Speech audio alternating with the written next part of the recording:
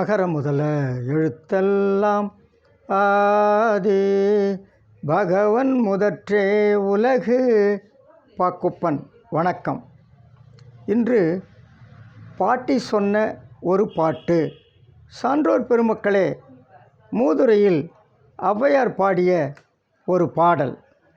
அடக்கம் உடையார் அறிவிலர் என்றெண்ணி கடக்க கருதவும் வேண்டா, மடைத்தலையில் ஓடுமீன் ஓட உருமீன் வருமளவும் வாடியிருக்குமாம் கொக்கு.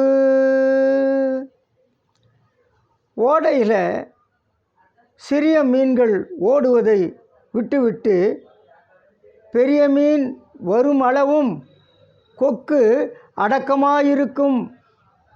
அதுபோல அடக்கமாய் உள்ளவரை அறிவற்றவர் என்று நாம் தாழ்வாக கருதக்கூடாது.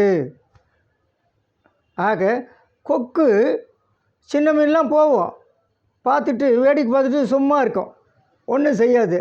அப்போ அந்த கொக்குக்கு குத்த முடியாது போல இருக்குது நம்ம நினைக்கக்கூடாதான். எதுக்காக அது அப்படி இருக்குதுன்னா, ஒரு பெரிய மீன் வர்ற வரைக்கும் இருக்கும். பெரிய மீன் வந்தால் கொத்தி எடுத்துரும். அதுபோல் அடக்கமுடையவர்கள் அறிவற்றவர்கள் என்று நாம் எண்ணிவிடக்கூடாது. ஔவையார் மூதுரை. இதைத்தான் திருவள்ளுவர் கூட சொன்னார். கொக்கொக்க கூம்பும் பருவத்து மற்றதன் குத்தொக்க சீர்த்த விடத்து. இதே கருத்து தான். கொக்கு காலம் வரும் வரையில் அமைதியாக இருக்கும். நாம் அது நினைத்த காலம் வந்தவுடன் விரைவாக கொத்தி தன் வேலையை முடித்துவிடும்.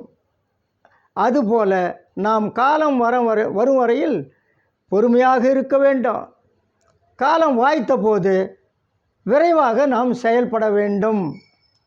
ஔவையார் என்ன சொன்னாரோ அதைத்தான் வள்ளுவரும் சொல்லி போயிருக்கிறார். சான்றோர் பெருமக்களே, நாம் அதன்படி நடப்போமா? நன்றி, வணக்கம்.